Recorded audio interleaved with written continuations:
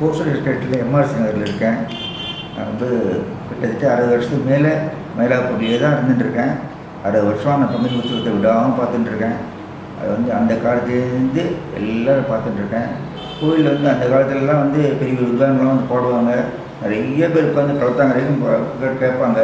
எல்லாம் ரொம்ப நல்லா இருக்கும். சின்ன வயசுல பார்த்துருக்கேன். நடுப்பில் கொஞ்சம் சின்ன சின்ன உத்தாங்களாக போட்டுருந்தாங்க. இப்போ இந்த வருஷம் பார்த்தா திடீர்னு பெரிய உத்தாங்கலாம் போட்டு ரொம்ப நல்லா பண்ணுறாங்க.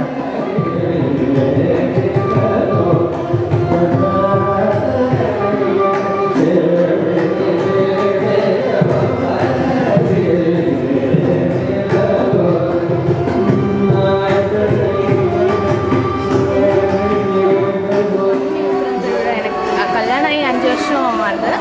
5 வருஷத்துக்கு முன்னாடி வரைக்கும் எனக்கு மயிலாப்பூர் பங்குனி உத்திரத்தை பற்றி ரொம்ப தெரியாது.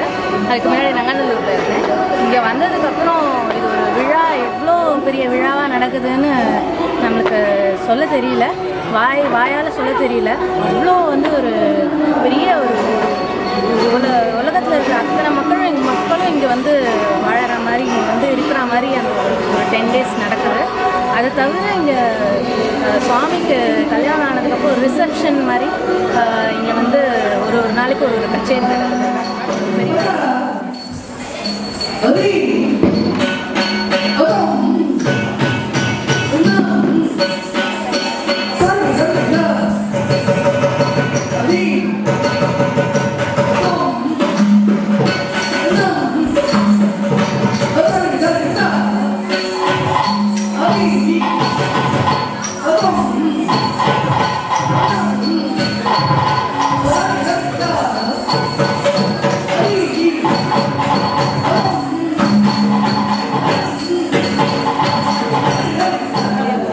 பங்குனி திருவிழாவில் விளையாட்டு உற்சவத்தில் இந்த அற்புதமான திருவிழாவில் இன்றைக்கு அபிநய நாட்டிய பள்ளி மாணவியர்கள் சிவார்ப்பணம் என்ற நாட்டிய நிகழ்ச்சி